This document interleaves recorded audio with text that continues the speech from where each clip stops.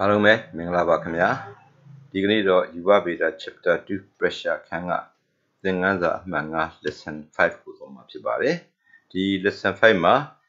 buoyancy and buoyant force. Video Shin,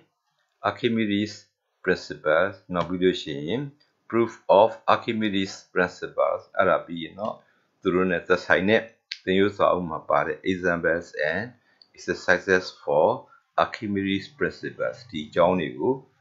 သွားမှာဖြစ်ပါတယ်အခုပထမအဆုံးဒီထက်ကမှအရင်ဆုံး buoyancy ကိုသွားပါမယ် buoyancy ဆိုတာဘာလဲဆိုရင်ယူပဗေဒမှာ buoyancy ဆိုတာအရေတွေသို့ဒီမို့အငွေ့တွေထဲမှာဖြစ်ပေါ်နေတဲ့အရာဝတ္ထုများကိုမူရင်းရှိရင်းဆွဲအလေးချိန်ထက်လျော့နည်းသွားအောင်ပြုလုပ်နိုင်တဲ့ဂုဏ်သတ္တိကိုခေါ်တာဖြစ်ပါတယ်ဒါကြောင့်မို့လို့ when bodies are immersed in a liquid there is loss in weight this is because of the property of liquids called buoyancy ခေါ်တာဖြစ်ပါတယ်အဲ့တော့ဒါလေးဟာအဓိပ္ပာယ်ကတော့အရာဝတ္ထုများသည်အရေးတစ်ခုအတွင်းမှာ immersed နစ်မြုပ်သွားသောအချိန်တွင် there is loss in weight သူတို့၏အလေးချိန်သည်လျော့နည်းသွားသည်လို့ပြောတာဖြစ်ပါတယ် this is because of a property of liquids called buoyancy ဤကဲ့သို့လျော့နည်းသွားခြင်းဟာအရေးရဲ့ဂုဏ်သတ္တိ buoyancy လို့ခေါ်တဲ့ဂုဏ်သတ္တိတစ်မျိုးကြောင့်ဖြစ်တယ်လို့ပြောတာဖြစ်ပါတယ်ဒါလေးဟာသင်ယူစာအုပ်ကပေးထားတဲ့ဖော့ကုံလို့ပြောတဲ့ buoyancy ရဲ့ definition လေးပဲဖြစ်ပါတယ်အဲ့တော့ဒီနေရာမှာစဉ်းစားစရာလေးတွေရှိပါတယ်ရာဝတ္ထုတွေကအရေးတဲကိုရောက်သွားတဲ့အခါမှာ there is loss in weight အလေးချိန်လျော့နည်းသွားတယ်လို့ပြောတာပါအဲ့တော့ weight ကိုပြောမယ်ဆိုရင်ကျောင်းသားများသိပြီးသား weight ဆိုတာ W is equal to mg ပါအဲ့ဒါဆိုလို့ရှိရင် weight လျော့သွားဖို့အတွက်M လျော့သွားသလား G လျော့သွားသလားဒါကိုစဉ်းစားရမှာပါတကယ်တမ်းကတော့ရာဝတ္ထုတွေရေထဲကိုနစ်မြုပ်သွားတဲ့အချိန်မှာ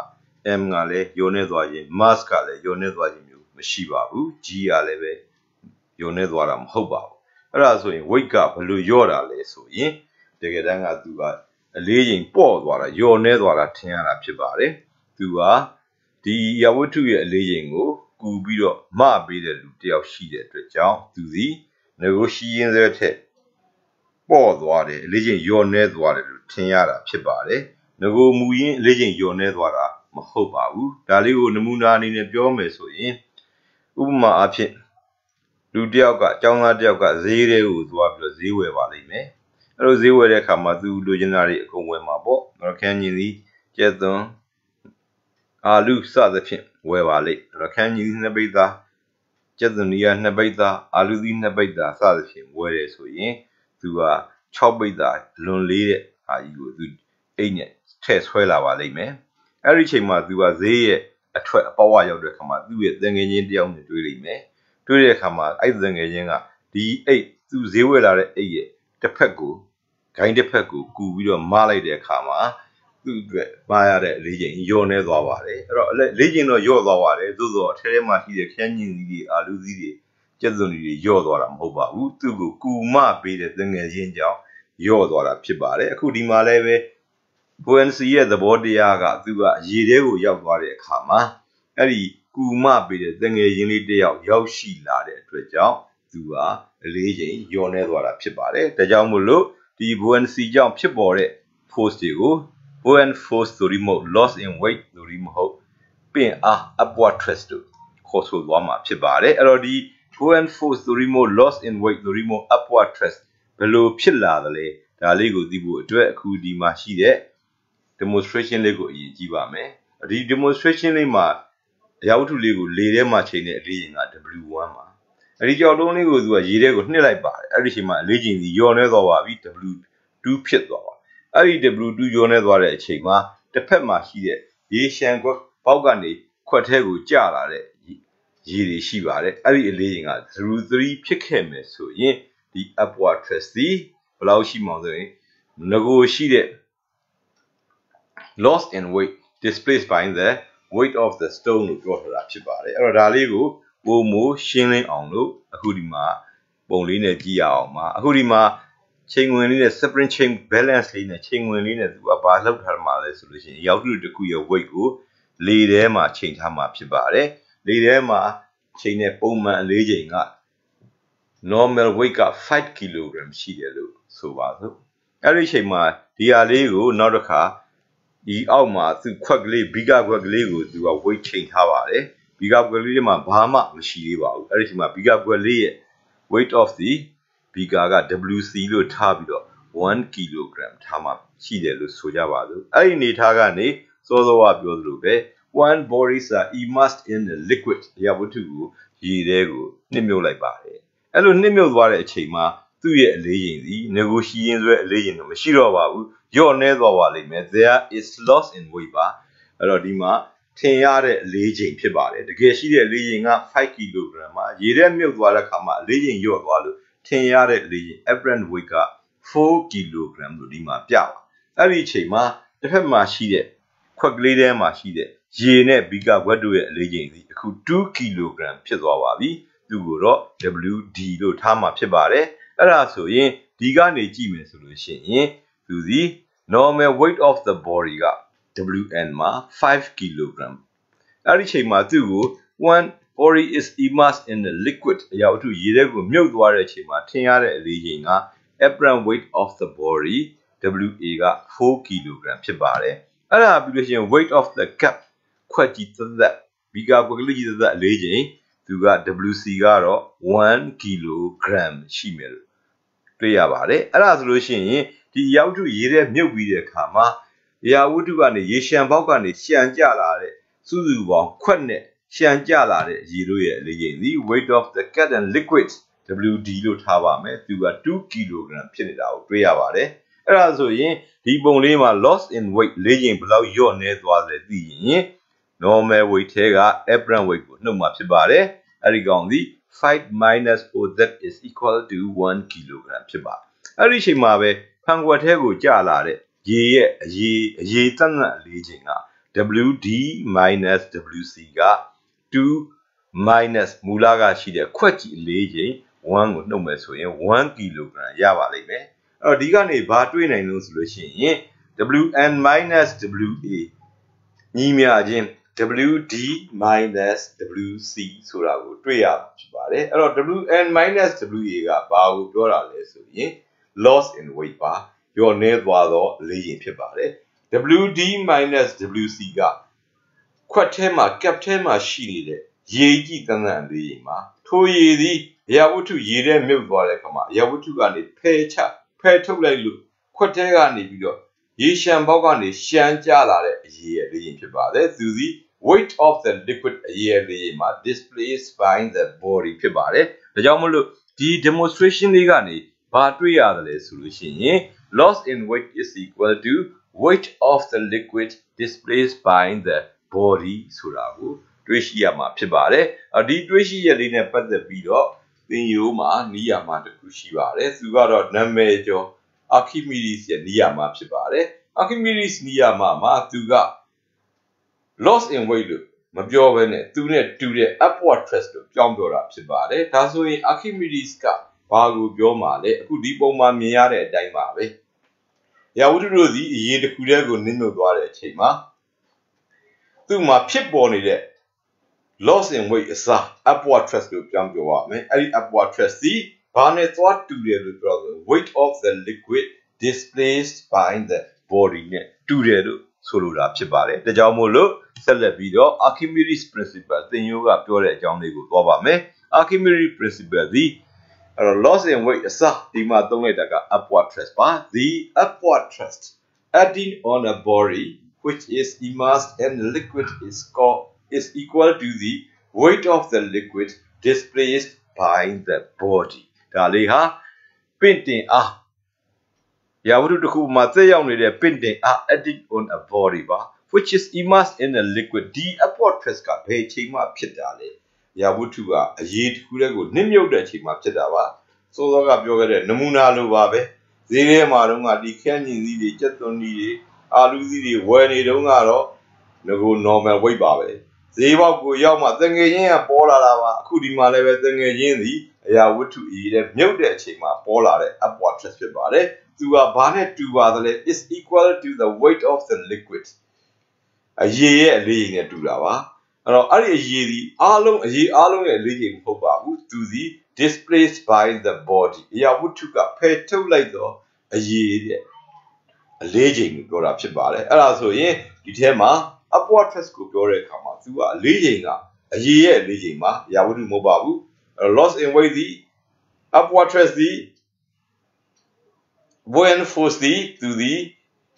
a year leading pibare. Todo a ye along a leading mobabu to the Yabutu gane peto like all of your job. Yabutu ne do there do neither a year leading Surura pibare. The Jamolo accumulated principle. The upward thrust acting on a body which is immersed in a liquid is equal to the weight of the liquid displaced by the body. Dora pibare. Diga nebido upward thrust the barnet to less so ye lost weight of the liquid displaced by the body net 2 ရဲဆိုတာကိုဆိုလိုတာဖြစ်ပါတယ်အဲ့တော့ဒီနေရာမှာ Archimedes principle မှာအသုံးအနှုန်းလေးတွေကိုလည်းသိဖို့လိုပါတယ်ရှေ့မှာတော့က buoyancy တုန်းက loss in weight လို့ခေါ်ပါတယ်အဲ့ဒီ loss in weight ကိုမှ buoyant force လို့ခေါ်ပါတယ်အဲ့ဒီကောင်ကိုအခုဒီမှာ Archimedes principle မှာသူစီ upward thrust ပင်အားလို့ပြောင်းခေါ်တာပဲဖြစ်ပါတယ်ဒီသုံးခုစီအတူတူပဲဆိုတာကိုသိထားဖို့လိုအပ်ပါတယ်အဲ့တော့ဒါတွေသိပြီးလို့ရှိရင်you got loss in weight W and minus WA. Normal weight ထဲကနေ apparent weight ထင်ရတဲ့အလေးချိန်ရေထဲမှာနစ်မြုပ်နေတဲ့အချိန်မှာရှိတဲ့အလေးချိန်ကိုနှုတ်ပြီးရင် loss in weight ကိုရပါလိမ့်မယ် upward thrust ကတော့ဒီမှာ Archimedes principle က rho bg လို့ပြောပါတယ်ဒီနေရာမှာသတိထားရမှာက rho သည် density of the liquid ဖြစ်ပါတယ်သူသည် weight of the liquid လို့ပြောတဲ့ကြောင့် rho သည်density ဒီ liquid ရဲ့ density ဖြစ်ရပါမယ်သို့တော်လည်းပဲအဲ့ဒီ liquid ဒီ displaced by the body လို့ပြောတဲ့အတွက်ကြောင့်မလို့ hori b ဒီအရေရဲ့ဒုရမဟုတ်ပါဘူးအရာဝတ္ထုရဲ့ဒုရဖြစ်ပါမယ်အဲ့တော့အရေတွေကိုဘာလို့ဖယ်ထုတ်လိုက်မှာလဲအရာဝတ္ထုကသူနဲ့မြုပ်နေတဲ့အစိတ်ပိုင်းနဲ့ဒုရညီတဲ့အရာဝတ္ထုရဲ့မြုပ်နေတဲ့ဒုရတိုင်းပဲဖြစ်မှာပါဒါကြောင့်မို့လို့အဲ့တော့ဒီများလေးမှာသတိထားရမှာက normal weight နဲ့ apparent weight နှစ်ခုမှာဒါကတော့သိတာပါတယ်များတဲ့ကောင်က normal weight ပါနည်းတဲ့ကောင်က apparent weight ဖြစ်ပါလိမ့်မယ်အဲ့ဒီကောင်က rho bg နဲ့တူတယ်ဆိုရင် rho ဒီဒါ upward rho bg က upward thrust ပါတနည်းပြောရင် weight of the liquid displaced by the body ဖြစ်ပါတယ်အဲ့တော့ဒီမှာပါတဲ့ rho ဒီအရာဝတ္ထုရဲ့ rho မဟုတ်ပါ liquid အရေရဲ့သိသိချင်းပဲဖြစ်ပါတယ် b ကတော့အရာဝတ္ထုဒုတိယပါ g ကတော့အားလုံးသိပြီးသားဖြစ်ကြတဲ့ gravitational acceleration ပဲဖြစ်မှာဖြစ်ပါတယ်ဟုတ်ပြီအဲ့ဒါဆိုလို့ရှိရင်ဒီကမှတစ်ဆင့် Archimedes principle လေးကိုမှန်ကန်ကြောင်းသက်သေပြချက် proof of Archimedes principle ကိုတော့မှာဖြစ်ပါတယ်အဲ့တော့ဒီ Archimedes principle ကိုမှန်ကန်ကြောင်းသက်သေပြရမယ်ဆိုရင်ဘာကိုသက်သေပြကြမှာလဲသူပြောတဲ့အချက်ကိုမှန်တယ်ဆိုတာကိုသက်သေပြမှာဖြစ်ပါတယ်သူဘာပြောလဲဆို upward thrust က weight of the liquid displaced by the body နဲ့တူတယ်လို့ပြောတာဖြစ်ပါတယ်အဲ့ဒါဆိုရင် Archimedes principle ကိုသက်သေပြဖို့အတွက် upward thrust ပင့်တင်အားကိုတွက်နိုင်ရမှာဖြစ်ပါတယ်အဲ့တော့ဒီပင့်တင်အားကိုတွက်နိုင်မှုအတွက်ဒီပင့်တင်အား upward thrust ကလည်းဘယ်အချိန်ကြမှဖြစ်ပေါ်လာတာလဲဆိုရင်အရာဝတ္ထုကအရေတစ်ခုတည်းကိုနစ်မြုပ်တဲ့အချိန်ကြမှဖြစ်လာတာဖြစ်ပါတယ်ဒါကြောင့်မို့လို့အဲ့ဒီ upward thrust ကိုရရှိနိုင်ရင်အခုဒီမှာခွက်ကလေးတစ်ခုဆွဲပါမယ်အဲ့ဒီခွက်ထဲမှာ liquid အရေတစ်မျိုးဖြည့်ထားမှာဖြစ်ပါတယ်အဲ့တော့အဲ့ဒါပြီးလို့ရှိရင်တော့ဒီမှာသူကအထဲထဲကိုနှိမ့်မြုပ်မဲ့အရာဝတ္ထုလေးရှိမှာဖြစ်ပါတယ်အဲ့တော့ဒီအရာဝတ္ထုလေးကစောစောကပြောသလိုပါပဲအရေထဲကိုနှိမ့်မြုပ်သွားပါပြီအဲ့တော့ a body which is immersed in a liquid ဒီအနေထားလေးကိုစဉ်းစားမှာဖြစ်ပါတယ်ရေထဲမှာမြုပ်နေတဲ့အရာဝတ္ထုတွေကအခုဒီအနေထားလေးမှာအပေါ်လည်းမတက်အောက်လည်းမဆင်းသူကဒီနေရာမှာရှိတယ်ဆိုပါစို့အဲ့ဒီအနေထားလေးမှာသူ့ကိုတွက်ဖို့အတွက်ဒီမှာရှိတဲ့ပုံမှာပါတဲ့တမိုးများကိုကြည့်ပါမယ်အဲ့တော့ဒီအရာဝတ္ထုလေးရဲ့အပေါ်မျက်နှာပြင်ကိုရေကနေမျက်နှာပြင်ပေါ်ကိုရေနဲ့အပေါ်ကလေထုဖိအားကတက်ရောက်နေတဲ့ force ရှိပါလိမ့်မယ်သူကို F1 လို့ထားပါမယ်အဲ့ဒါပြီးရင်အရာဝတ္ထုရဲ့ bottom surface လို့ခေါ်တဲ့အောက်မျက်နှာပြင်မှာတက်ရောက်နေတဲ့ force လည်းရှိပါမယ်သူက F2 ပါအဲ့တော့တကယ်လို့ upward thrust ဖြစ်ပေါ်ဖို့ပင်အားအရာဝတ္ထုတွေကအခုလို liquid တစ်ခုထဲမှာတည်ရှိနေတဲ့အချိန်မှာ upward thrust ဖြစ်ပေါ်ဖို့ဆိုလို့ရှိရင်ဒီ force နှစ်ခုမှာ direction ဒီအောက်မှာအပေါ်သို့ upwards ဖြစ်နေတဲ့ F2 ကပိုများရမှာဖြစ်ပါတယ်အဲ့တော့ဒါလေးကိုတွက်ကြည့်ပါမယ်သူ့ကိုတွက်ဖို့အတွက် let F1 is equal to downward force acting on top surface F1 သည်ရာဝတ္ထု၏အပေါ်မျက်နှာပြင်ပေါ်သို့အပေါ်မှအောက်သို့တက်ရောက်နေတဲ့ downward force ကိုထားလိုက်ပါမယ်ထိုအချိန်မှာ F2 ကတော့ upward force အောက်ကနေအပေါ်သို့တက်ရောက်သောအားဖြစ်ပါတယ် acting on the bottom surface အောက်ခြေမျက်နှာပြင်မှာဖြစ်တဲ့ force ကိုထားလိုက်ပါအဲ့ဒါပြီးရင်တော့ဒီပုံလေးမှာပြန်ကြည့်မယ်ဆိုရင်ဒီရေမျက်နှာပြင်နဲ့အပေါ်မျက်နှာပြင်နဲ့ကြားထဲမှာရှိတဲ့အကွာအဝေးကိုအနက်ကို h1 လို့ထားပါမယ်ဒီရေမျက်နှာပြင်နဲ့ပဲ bottom surface အောက်ခြေမျက်နှာပြင်ကြားထဲမှာရှိတဲ့အနက်ကိုတော့ h2 လို့ထားမှာဖြစ်ပါတယ်ဒါကြောင့်ဒီပုံကနေကြည့်ရလို့ရပါတယ် h1 ဆိုတာ top surface depth အပေါ်မျက်နှာပြင်ရဲ့အနက်ပါ h2 ကတော့ bottom surface depth သူကတော့အောက်ခြေမျက်နှာပြင်ရဲ့အနက်ပဲဖြစ်ပါလိမ့်မယ်အဲ့တော့ဒီကမှတစ်ဆင့်နောက်တစ်ခါ rho ကတော့ density of the liquid အရေရဲ့သိပ်သည်းခြင်းကို rho လို့ထားပါမယ်ပြီးလို့ရှိရင် a ကတော့ a ဆိုတာက area of the top and bottom surface အထက်ထဲမှာမြုပ်နေတဲ့အရာဝတ္ထုလေးရဲ့အပေါ်မျက်နှာပြင်နဲ့အောက်မျက်နှာပြင်တို့ area လို့ထားမှာဖြစ်ပါတယ်အဲ့တော့ဒီမှာ top surface ရဲ့ area နဲ့ bottom surface ရဲ့ area တို့သည်အတူတူပဲဖြစ်ပါတယ်ဘာဖြစ်လို့လဲဆိုရင်ပုံမှာကြည့်ရင်အတွင်းထဲမှာအရေထဲမှာမြုပ်နေတဲ့အရာဝတ္ထုစီအပေါ်မျက်နှာပြင်နဲ့အောက်မျက်နှာပြင်နဲ့ area ချင်းတူညီသောကုဗတုံပုံလေးဖြစ်လို့ဖြစ်ပါတယ်အဲ့ဒါပြီးရင်ဒီပုံကနေတစ်ဆင့်ကြည့်မယ်ဆိုရင် h ကတော့မြုပ်နေတဲ့အရာဝတ္ထုရဲ့အမြင့်ပဲဖြစ်ပါတယ်ဒါကြောင့် h ညီမျှခြင်းသူ့ကိုလိုချင်ရင်ရေထဲမှာမြုပ်နေတဲ့ပုံကိုကြည့်ပါမယ် h2 ထဲကနေ h1 ကိုနှုတ်လိုက်ရင်ဒီအရေထဲမှာနစ်မြုပ်နေတဲ့အရာဝတ္ထုရဲ့အမြင့်ကိုရမှာဖြစ်ပါတယ်ဒါကြောင့် capital H is equal to h2 minus h1 ညီမျှခြင်း thickness of the immersed block မြုပ်နေတဲ့အရာဝတ္ထုရဲ့တုံးလေးရဲ့အမြင့်လို့ထားမှာဖြစ်ပါတယ်အထူးပါဟုတ်ပြီအဲ့ဒါဆိုလို့ရှိရင်ခုဆက်လက်ပြီးတော့သူ့ကိုတွက်ဖို့အတွက်သွားမှာဖြစ်ပါတယ်အဲ့တော့ဒီကမှတစ်ဆင့်မြုပ်နေတဲ့အရာဝတ္ထုရဲ့ဒုတွေကိုသိကျင်တယ်ဆိုရင်အဲ့တော့ဒီ block တုံးလေးရဲ့ဒုတွေကိုလိုချင်တယ်ဆိုရင်သူ့ကိုမျက်နှာပြင် area နဲ့ဘာနဲ့မြှောက်အောင်ပါလို့အမြင့် h နဲ့မြှောက်အောင်မှာဖြစ်ပါတယ်ဒါကြောင့်မလို့ b is equal to မျက်နှာပြင် area a နဲ့အမြင့် h တို့မြှောက်ထားတဲ့ ah is equal to volume of the body တနည်းပြောရင် block ပါပဲမြုပ်နေတဲ့အရာဝတ္ထုရဲ့ဒုတွေဒါကိုရရှိပြီဖြစ်ပါတယ်အဲ့တော့ဒါလေးဟာဒီ Archimedes principles ကိုသက်သေပြဖို့အတွက်ပထမပိုင်းအနေနဲ့ပုံမှန်တစ်ဆင့်ပေးထားခြင်းများကိုချရေးတဲ့အဆင့်လောက်ပဲရှိပါတယ်သူ့ကိုပြီးရင်တော့တွက်တော့မှာဖြစ်ပါတယ်ဘာကိုတွက်ရမှာလဲဆိုရင် upward thrust ကိုတွက်ရမှာပါ upward thrust ဒီပုံမှာကြည့်လို့ရှိရင် F2 နဲ့ F1 တို့ရဲ့ခြားနာချက်လို့ရှေ့မှာပြောခဲ့ပါတယ်အဲ့တော့ဒီ force တွေကိုတွက်ရမှာပါသို့တော့အရာဝတ္ထုတစ်ခုကအရေတစ်ခုထဲမှာနစ်မြုပ်နေတဲ့အချိန်မှာရှိတဲ့ force ကိုတွက်တာဒါ formula ထက်ရှေ့မှာကျောင်းသားများသင်ခဲ့တာက pressure ရဲ့ formula ကိုသင်ခဲ့တာဖြစ်ပါတယ်ဒါကြောင့်မလို့ pressure on the top surface အပေါ်မျက်နှာပြင်မှာသက်ရောက်နေတဲ့ pressure သူကအပေါ်မျက်နှာပြင်ကို1ထားခဲ့တဲ့အတွက်ကြောင့် P1 is equal to P atmosphere plus rho g h1 ဒါလေးဟာရှေ့မှာသင်ခဲ့တဲ့ actual pressure ရဲ့ formula ဖြစ်ပါတယ်အဲ့ဒါဆိုရင်အောက်ခြေမျက်နှာပြင် bottom surface မှာသက်ရောက်တဲ့ pressure ကတော့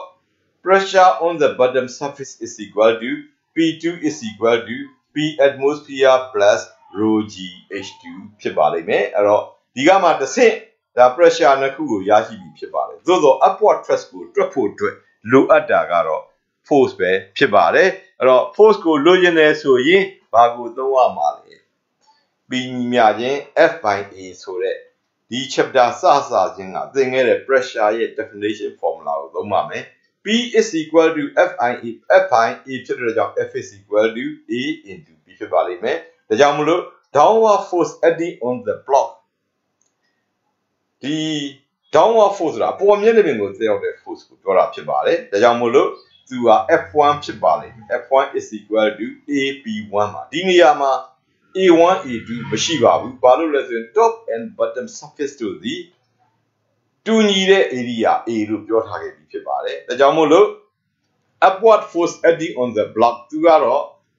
bottom surface မှာသက်ရောက်တဲ့ force ဖြစ်ပါတယ်ဒါကြောင့်မို့လို့သူက F2 is equal to AB2 လို့ရမှာဖြစ်ပါတယ်အဲ့ဒါဆိုလို့ရှိရင်ဒီကမှတစ်ဆင့်နော်တော့စဉ်းစားရမှာကဒီရေထဲမှာမြုပ်နေတဲ့ block တုံးလေးဟာ这样的啊个 F1 နဲ့ F2 ပဲလားဆိုတော့မဟုတ်ပါဘူးအဲ့တော့ F1 နဲ့ F2 အပြင်သူကဘေးပတ်ပတ်လေက site လို့ခေါ်တယ်ဘေးမျက်နှာပြင်တွေမှာလည်းသူကတက်ရောက်မှုရှိနိုင်ပါတယ်သို့တော့အဲ့ဒီဘေးပတ်ပတ်လေမျက်နှာပြင်တွေဒီသူဟာရေမျက်နှာပြင်ကအနက်တူညီတဲ့နေရာမှာရှိပြီးတော့နောက်တစ်ခါ area A ကလည်းတူပါတယ်အဲ့ဒါကြောင့်သူဒီ pressure လည်းတူပြီးတော့ force လည်းတူပါလိမ့်မယ်သို့တော့ဘေးပတ်ပတ်လေမျက်နှာပြင်မှာရှိတဲ့ force တွေရဲ့ direction ဒီ opposite direction ဆန့်ကျင်ဘက် direction များဖြစ်နေကြပါတယ်ဒါကြောင့်သူတို့ဒီအချင်းချင်းကြည်ပြတ်သွားမှာဖြစ်ပါတယ် since the force on the sides of the blocks are cancelled out သူရဲ့ဘေးပတ်ပတ်လေမှာရှိသော force များသည်ဒီ block တုံးလေးပေါ်မှာတက်ရောက်နေတဲ့ force များသည်ကျေသွားတယ်လို့ပြောတာဖြစ်ပါတယ်အဲ့လိုကျေသွားတဲ့အတွက်ကြောင့်သူကမတူညီတဲ့ခြေလို့မရတဲ့ force နှစ်ခုပဲကျန်မှာဖြစ်ပါမယ်အဲ့ဒီ force တွေဒီ the network force acting on the block ကတော့ upward thrust ပဲဖြစ်ပါလိမ့်မယ်ကျန်တဲ့ force တွေကိုထည့်စဉ်းစားစရာမလိုပါဘူးအဲ့တော့ဟုတ်ပြီအဲ့တော့ဒီအတုံးလေးရေထဲမှာမြုပ်နေတဲ့အချိန်မှာဖြစ်ပေါ်နေတဲ့သရင်အားသည် upward thrust ပဲဖြစ်ပါတယ်အဲ့တော့ဒါကြောင့်မလို့ဒီ upward thrust ကိုတွက်ဖို့အတွက်သရင်အားကိုရှာရမှာဖြစ်ပါတယ်အဲ့တော့ net force ဒီဘာနဲ့နှစ်ခုပေါင်းရင်ရမှာလဲဆိုရင် F1 နဲ့ F2 နဲ့သူတို့ရဲ့နှစ်ခုပေါင်းဖြစ်ပါတယ်သို့တော့ F1 နဲ့ F2 နဲ့ဟာ opposite direction များဖြစ်ကြပါတယ်တစ်ခုက downward ပါတစ်ခုက upward ဖြစ်ပါတယ်အဲ့တော့ opposite များဖြစ်ကြတဲ့အတွက်ကြောင့်သူတို့ကိုနှုတ်ပေးရမှာဖြစ်ပါတယ်အဲ့လိုနှုတ်တဲ့အခါမှာ resultant ကိုရဖို့အတွက်များတဲ့ထဲကနေတာကိုနှုတ်ပါမယ်အဲ့တော့ဒီမှာကြည့်လို့ရှိရင် F2 စီ F1 ထက်ပို၍များပါတယ်ဘာဖြစ်လို့လဲဆိုရင်F1 is equal to AP1 F2 is equal to AP2 ရှေ့မှာပြောထားပါတယ်အဲ့ဒါမှာ A ရင်းတူပါတယ်အဲ့ဒါဆိုလို့ရှိရင် F1 နဲ့ F2 နဲ့ဘယ်သူကများတယ်လဲဆိုရင်အဲ့တော့ A P1 နဲ့ P2 နဲ့နှစ်ခုကိုနှိုင်းယှဉ်ရမှာဖြစ်ပါတယ် P1 နဲ့ P2 နဲ့နှစ်ခုကိုနှိုင်းယှဉ်ပြန်တော့လည်းပဲအဲ့တော့ P1 က P atmosphere plus rho g H1 မှာ P2 က P atmosphere plus rho g H2 ပါအဲ့တော့P atmosphere လို့ rho g လို့အားလုံးတူပါတယ်အဲ့တော့ H1 နဲ့ H2 များတဲ့ကောင်က pressure P များမှာဖြစ်ပါတယ်အဲ့တော့ပုံမှာကြည့်ရင် H2 ဒီ bottom surface ရဲ့အနက်ပါသူကပိုများဒါကြောင့်မို့လို့ P2 ဒီ P1 ထက်ပိုများပါလိမ့်မယ်ထို့ကဲ့သို့ P2 က P1 ထက်ပိုများတဲ့အတွက်ကြောင့် F2 ကလည်း F1 ထက်ပိုများမှာဖြစ်ပါတယ်ဒါကြောင့်မို့လို့ net force ကိုတွက်တဲ့အခါမှာဘေးပတ်လည်မှာရှိတဲ့ side surface တွေမှာရှိတဲ့ force တွေကိုတော့ cancel out ချန်လှပ်ထားခဲ့မယ် bottom နဲ့ top နဲ့တွက်မယ်တွက်တဲ့အခါမှာသူတို့က opposite direction ဆိုတော့နှုတ်ရပါလိမ့်မယ်နှုတ်တဲ့အခါမှာဒီမှာကြည့်တဲ့အခါမှာ F2 ကပိုများပါတယ်ဒါကြောင့် net force acting on the block အဲ့ဒီကောင်ဒီ upward thrust ပါဒါကြောင့် upward thrust is equal to က F2 minus F1 ရမှာဖြစ်ပါတယ်အဲ့ဒီ F2 minus F1 ရပြီဆိုရင်အဲ့ဒီ F2 လို့ F1 လို့ကရှေ့မှာတွက်ပြီးသားပါ F2 က AP2 ပါ F1 က AP1 ဒါကြောင့်အစားထိုးလိုက်လို့ရှိရင် F2 minus F1 is equal to AP2 minus AP1 that is equal to A ကိုတူညီနေလို့ပုံထုတ်လိုက်ပါမယ် A into P2 minus P1 ဆိုတာကိုရရှိလာမှာဖြစ်ပါတယ်အခုရရှိလာတဲ့ P2 P1 တွေကိုပြန်ကြည့်ပါ P2 P1 တွေကိုအပေါ်ဆုံးမှာတွက်ပြီးသားရှိပါ P1 ဆိုတာ top surface မှာဖြစ်ပေါ်တဲ့ true pressure ပဲဖြစ်ပါတယ်အဲသူက P atmosphere plus rho g H ပါထိုနည်းတူ P2 လည်းတွက်ပြီးပါပြီဒါကြောင့်မလို့ဒီထဲမှာ P2 P1 နေရာမှာသူတို့တန်ဖိုးများကိုအစားသွင်းလိုက်လို့ရှိရင်သူဒီ A ပြီးလို့ရှိရင် P1 ရဲ့ P2 ရဲ့နေရာမှာ P atmosphere plus rho g H1 minus P1 ရဲ့နေရာမှာ P atmosphere plus rho g H2 ဖြစ်ပါမယ်ဒီကနေတူညီနေတာဖြစ်တဲ့ဘာကိုထုတ်လိုက်မယ်ဆိုရင် rho နဲ့ g နဲ့ကိုထုတ်ပါမယ်ဒီမှာရှိတဲ့ P atmosphere ကတော့ AP atmosphere ကတော့ကျေသွားမှာဖြစ်ပါတယ်ဒါလေးကိုရှင်းကြည့်ပါအဲ့လိုရှင်းကြည့်ရင်ရရှိလာမယ်တန်ဖိုးစီ A rho g into H2 minus H1 ဆိုတာကိုရရှိလာမှာဖြစ်ပါတယ်အဲ့လိုရရှိလာတဲ့အခါမှာအဲ့ဒီကနေမှဘာကိုတွေးရမလဲဆိုလို့ရှိရင်သူစီအဲ့တော့ A ဒီနေရာမှာရိုက်တာမှားနေပါတယ် H အကြီးပါ AH rho g ဆိုတာရပါဖြစ်ပါတယ်ဘာဖြစ်လို့လဲဆိုလို့ရှိရင်အဲ့တော့သူက H2 minus H1 စီဘာနဲ့တူတာဆို H အကြီးနဲ့တူလို့ဖြစ်ပါတယ်အဲ့တော့အဲ့ဒီနေရာမှာ AH အကြီးကဒီမြုပ်နေတဲ့ block တုံးလေးရဲ့ volume လို့ပြောတဲ့အတွက်ကြောင့် AH အကြီးရဲ့နေရာမှာ volume B ကိုအစားထိုးမယ်ဆိုရင်နောက်ပိတ်ဆုံးမှာဒီ F2 F1 သည် rho BG ဆိုတာကိုရရှိလာမှာဖြစ်ပါတယ်ထို့ကဲ့သို့ရလာလို့ရှိရင်ပြန်ကြည့်ပါမယ် rho နဲ့ B နဲ့မြှောက်တာသည်သူက mass m ဖြစ်ပါတယ်အဲ့တော့ mass m ဖြစ်ပါတယ်ဘာလို့လဲဆို rho is equal to m by b m is equal to rho b ဖြစ်ပါလေအဲ့ဒီချိန်မှာသူကအစားသွင်းလိုက်ရင် mg ဆိုတာရပါမယ်နောက်တစ်ခါအဲ့ဒီ mg ကလည်း weight w ဆိုတာသိပြီးသားဖြစ်တဲ့ကြောင့်နောက်ဆုံးမှာ w ဆိုတာရလာမှာဖြစ်ပါတယ်အဲ့ဒါဆိုရင်အခုနောက်ဆုံးရရှိလာတဲ့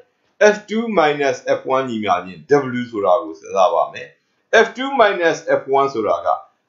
upward thrust ကိုပြောတာပါဘယ်အချိန်မှာဖြစ်တဲ့ upward thrust ဘယ်ပေါ်မှာရှိတဲ့ upward thrust ရေထဲမှာမြုပ်နေတဲ့ block တုံးလေးအရာဝတ္ထုလေးပေါ်မှာသက်ရောက်နေတဲ့ upward thrust ပါဒါကြောင့်သူက the upward thrust acting on the body which is immersed in a liquid ဖြစ်ပါအဲ့ဒီချိန်မှာနောက်ဆုံးရတာက w ပါ w ဆိုတာအားလုံးသိပြီးသား weight ပါသို့သောဘယ်သူရဲ့ weight လဲဘယ်သူရဲ့ weight လဲဆိုဒီ w ကိုရရှိခဲ့တဲ့အပေါ်က rho ကိုကြည့်ရင် rho က density of the liquid ပါဒါကြောင့်မလို့ weight of the liquid ဖြစ်ပါလိမ့်မယ်သို့သောသူ့ကို mass ရအောင်ပြောက်ထားတဲ့ b ကတော့မြုပ်နေတဲ့အရာဝတ္ထု block တုံးရဲ့ဒုတယ်ဖြစ်တဲ့အတွက်ကြောင့်အဲ့ဒီကောင်ဒီ w သည် weight of the liquid displaced by the body ပဲဖြစ်ပါတယ်ဒါကြောင့်မလို့ upward thrust သည် weight of the liquid displaced by the body ဆိုတာတွေ့ရှိရမှာဖြစ်ပါတယ်အဲ့တော့ဒါလေးဒီ Archimedes principle က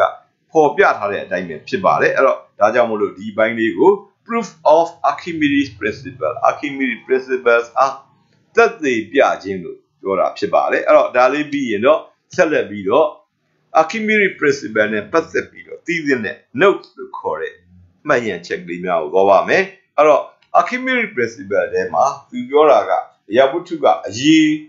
ထဲမှာနစ်မြုပ်နေတဲ့အချိန်တွင်လို့ပြောပါတယ်သို့တော်လည်းတကယ်တမ်းက Archimedes principle ဟာ buoyant force ရှိတဲ့တနည်းပြောရင်ဖော့ကုန်ဖြစ်ပေါ်စေတဲ့အရာဝတ္ထုအားလုံးထဲမှာမှန်မှာဖြစ်ပါတယ်အဲ့တော့ဒီဖော့ကုန်ဒီအရေးတွေထဲမှာဖြစ်ပေါ်တာမဟုတ်ဘဲနဲ့ဓာတ်ငွေတွေထဲမှာလည်းဒီ buoyant force ကရှိပါတယ်အဲ့တော့ဖော့ကုန်ရှိပါတယ်ဒါကြောင့်မလို့ Archimedes principle is true not only for liquids but also for gases Archimedes နေရာမှာဒီအရေးများအတွက်သာမကဓာတ်ငွေများအတွက်ပါမှန်ကန်စီကိုပြောတာဖြစ်ပါတယ်တနည်းပြောရင်တော့ Archimedes principle ဆိုတာ fluid လို့ခေါ်တဲ့အငွေကိုအရေးကိုဘယ်ထဲမှာပဲမဆိုသူကမှန်တာဖြစ်ပါတယ်အဲ့တော့ဒါလေးက Archimedes principle နဲ့ပတ်သက်ပြီးတော့ဒီဟာမှာရှေ့မှာ test ကပေးထားတာကအရေးထဲမှာမြုပ်စင်မှာပေးတယ်လို့ပြောတော်တယ်ပဲတကယ်တမ်းကသူက gas လို့ခေါ်တဲ့အငွေတွေထဲမှာလည်းသူကမှန်ပါတယ်အဲ့ဒါပြီးလို့ရှိရင်နောက်တစ်ခုက uses of Archimedes principles ပါ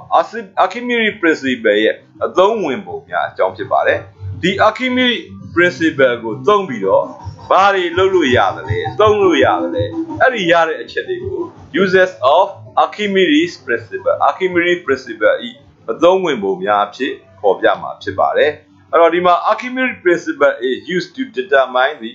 volumes and density of various substances Archimedes နေရာမှာကိုအရာဝတ္ထုအမျိုးမျိုးတို့ရဲ့ဒုတယ်နှင့်သိသိချင်းများကိုရှာဖွေနိုင်သည်လို့ပြောတာဖြစ်ပါတယ်အဲ့တော့ဒီ Archimedes နေရာမှာ principles ကိုသုံးပြီးတော့အရာဝတ္ထုအမျိုးမျိုးတွေရဲ့ဒုတယ်တွေနဲ့ density တွေကိုတွက်ချက်နိုင်တာဖြစ်ပါတယ်အဲ့တော့ဒါတွေကိုတွက်ချက်တာတွေကိုဒီအသုံးတွေကိုသင်ရိုးစာအုပ်က examples and exercise အဲ့ဒီမှာဒုတယ်တွက်တာတွေပါပါလိမ့်မယ်ပြီးရင် density တွက်တာတွေပါပါလိမ့်မယ်အခုအဲ့ဒီကောင်တွေကိုသွားဖို့အတွက်ဒီ example နဲ့ exercise တွေကိုတွက်ဖို့အတွက်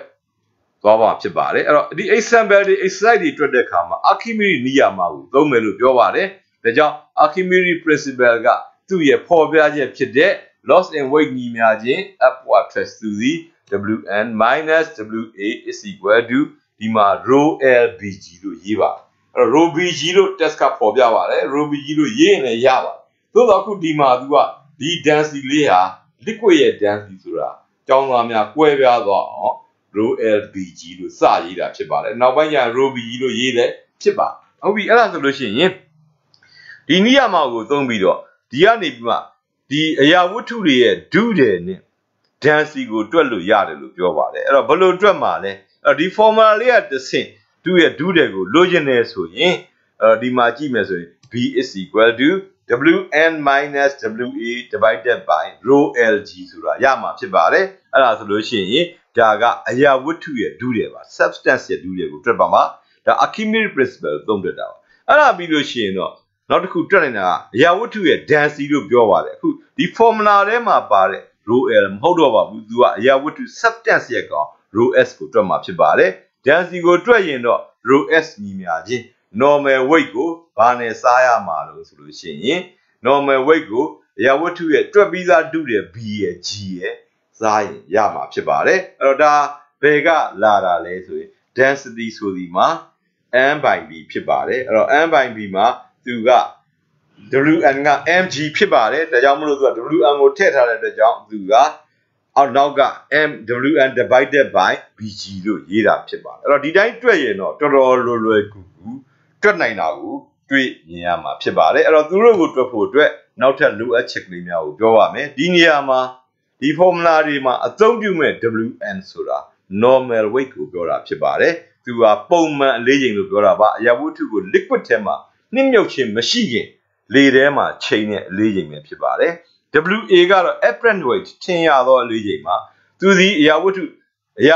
က liquid တစ်ခုထဲမှာနှိမ့်မြုပ်သွားစဉ်မှာရှိတဲ့အလေးချိန်ဖြစ်ပါတယ်အဲ့ဒါကြောင့်ဒီနှစ်ခုစီဘယ်သူကကြီးပြီးတော့ဘယ်သူကသေးမလဲဆိုရင် normal weight ဒီ apparent weight ထက်အမြဲတမ်းကြီးမှာဖြစ်ပါတယ်ဒီနေရာမှာ rho l ကတော့ density of the liquid ပါအရည်ရဲ့တည်တည်ဖြစ်ပါတယ် v ကတော့ volume of the substance အရာဝတ္ထုရဲ့ဒုတယ်ဖြစ်ပါလိမ့်မယ် rho s ကတော့ density of the substance ဖြစ်ပါတယ် g တန်ဖိုးကတော့ဒီမပေးရင်10 meter per second square ကိုသုံးတွက်မှာဖြစ်ပါတယ်အဲ့တော့ဒါတွေကိုသုံးပြီးတွက်မယ်ဆိုရင် Archimedes principle နဲ့သက်ဆိုင်တဲ့ပု္ပ္ပာစုစုပေါင်းသုံးဖို့ပဲရှိပါတယ်အဲ့တော့သင်ရိုးစာအုပ်မှာ exercise number 3ပြီးရင် example 9ပြီးရင် exercise number 20လို့ပဲဖြစ်ပါတယ်အဲ့တော့ဒီထဲမှာ exercise number 3ကတော့ Archimedes နိယာမကိုချရေးခိုင်းတဲ့ပု္ပ္ပာပဲဖြစ်လို့စာပဲဖြေရမှာဖြစ်ပါတယ်ကျန်တဲ့ example 9နဲ့ exercise number 20လို့ဒီတွက်ချက်ရမယ့်ပု္ပ္ပာများဖြစ်ပါတယ်အဲ့တော့ဒီ example 9နဲ့ exercise 20ကိုတွက်ချက်ထားလို့ရှိရင်သင်ရိုးစာအုပ်ထဲမှာပါတဲ့ပု္ပ္ပာနှစ်ပုဒ်ကိုတွက်ခဲ့မယ်ဆိုရင်သူဟာမေကွန်းတွေမှာမေးဘူးတဲ့စာမွေးမေကွန်းဟောင်းတွေအားလုံးကိုလည်းဖြေဆိုနိုင်မှာဖြစ်ပါတယ်အဲ့တော့သူ့ကိုစပြီးတော့ရှင်းပြပါမယ်အရင်ဆုံး exercise 3ပါသူကတော့ Archimedes principles ကိုချရေးခိုင်းတဲ့လေ့ကျင့်ခန်းပု္ပ္ပာပဲဖြစ်ပါတယ် write down Archimedes principle ဒါကြောင့်ဒါလေးကလွယ်ပါတယ် Archimedes principle ကိုချရေးပေးုံပဲဖြစ်ပါတယ်သူက the upward thrust acting on a body which is immersed in a liquid is equal to the weight of the liquid displaced by the body ပါသူကဆိုလိုတာက upward thrust ဒီ weight of the liquid displaced ဖယ်ထုတ်လိုက်တဲ့အရေးရဲ့အလေးချိန်နဲ့တူတာပဲဖြစ်ပါတယ်အဲ့တော့ဒါလေးပြီးပြီဆိုတော့နောက်တစ်ပုဒ်ကတော့တွေ့ရမယ့်ပု္ပ္ပာဖြစ်တဲ့သင်ရိုးစာအုပ်မှာပါတဲ့ example 9ပဲဖြစ်ပါတယ်အဲ့တော့ example 9က the weight of a metal block of unknown volume is 10 newton ဒုတယ်မသိသောသတ္တုတုံးလေးတစ်ခုရဲ့အလေးချိန်သည်10 newton ဖြစ်သည်လို့ပြောတာပါ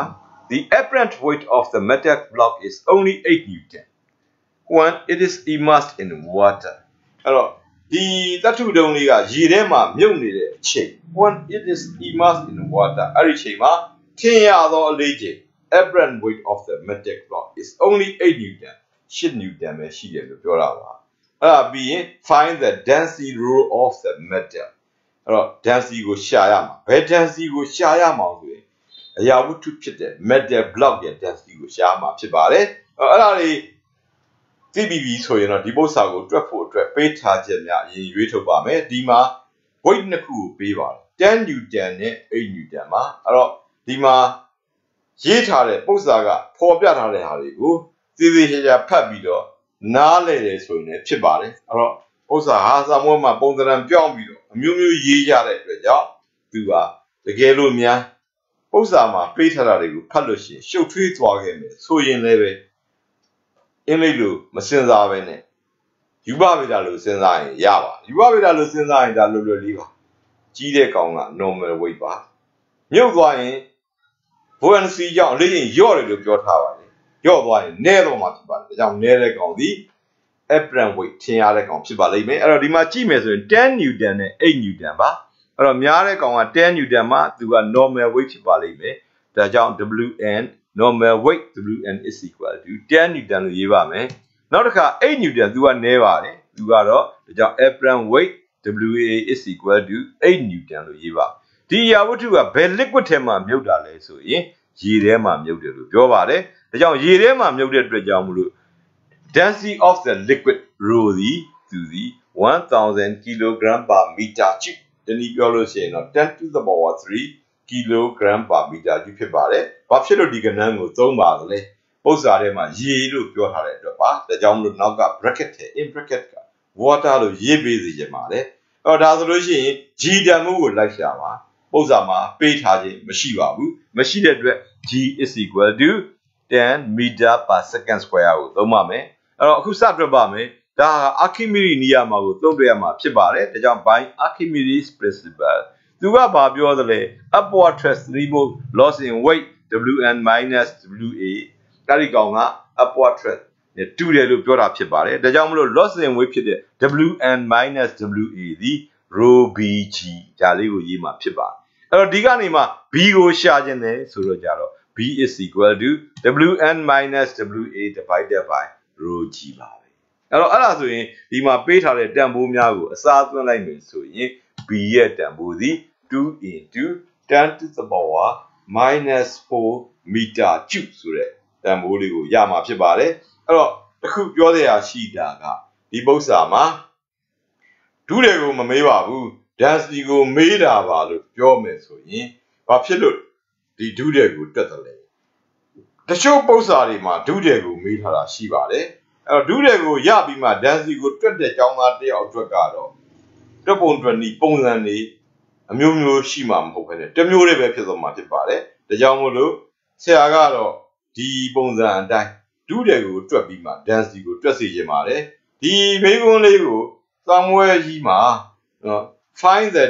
density and volume ဆိုပြီးတော့နည်းနည်းလေးထပ်ပြီးတော့မှဖြည့်လိုက်လို့ရှိရင်တွေ့ရတာအခက်အခဲဖြစ်သွားမှာစိုးရိမ်နေတဲ့အတွက်ကြောင့်နောက်တစ်ခါတွက်ပုံတွက်နည်းပုံစံကလည်းတစ်မျိုးတည်းပဲဖြစ်နေစေခြင်းတဲ့အတွက်ကြောင့်ဒီတိုင်းတွက်တာဖြစ်ပါတယ်အခုဒုတွေကိုရပြီဆိုလို့ရှိရင် Archimedes principle အသုံးမှာပြောခဲ့တာရှိပါတယ်သူကနော်ဘာကိုပြောခဲ့လဲဆိုရင် determine the volume and density of various substances လို့ပြောပါတယ်အခု volume ကတော့ရပါပြီ density ကိုတွက်ပါမယ် density ကိုတွက်ချင်တယ်ဆိုရင် W ညီမျှခြင်း mg ဖြစ်ပါတယ်အဲ့ဒီချိန်မှာသူက mass of the metal block m ကိုတွက်မှာဖြစ်ပါတယ် mass of the metal block ကိုတွက်မယ်ဆိုတော့ဒီမှာ weight နှစ်ခုရှိပါတယ် weight ကနေတွက်ယူမှာဘယ် weight ကိုသုံးမလဲပုံမှန်မဟုတ်တဲ့ထင်ရတဲ့ apparent weight ကိုသုံးရမှာမဟုတ်ပါဘူးပုံမှန်အလေးချိန် normal weight ကိုသုံးမှာဖြစ်ပါတယ်ဒါကြောင့် m is equal to Wn minus g ပါ Wn က10ပေးထားပြီးသားပါဒါကြောင့် mass သည်1 kg ဆိုတာရလာမှာဖြစ်ပါတယ်အဲ့ဒါဆိုရင်အပေါ်မှာဒုတယ်ရှိပါတယ်အခုဒီမှာ mass ရှိပါတယ်သူ့ရဲ့ density လွယ်လွယ်လေးပါ normal တန်းလုံးကသုံးတဲ့ formula ကိုသုံးပါမယ် rho is equal to m by b ဖြစ်ပါလိမ့်မယ် m ကတော့အခုရတဲ့1 kg b ကတော့ရှေ့မှာရထားတဲ့2 into 10 power minus 4ဖြစ်ပါတယ်သူ့ကိုရှင်းလိုက်လို့ရှိရင်ရရှိလာမယ့်အဖြေသည်5000 kg per meter cube density ဖြစ်တဲ့အတွက်ကြောင့် unit သည် kg per meter cube နဲ့သွားမှာဖြစ်ပါတယ်ဒါဆိုရင်အခု example 9 ကပေးထားတဲ့ density ကိုရပါပြီအဲ့တော့ textbook ကပေးတဲ့နောက်တစ်ပုဒ်ရှိပါသေးတယ်အဲ့နောက်တစ်ပုဒ်ကိုလည်းတွက်ပါဒီပုံစံတိုင်းပဲတွက်မှာဖြစ်ပါတယ်အဲ့တော့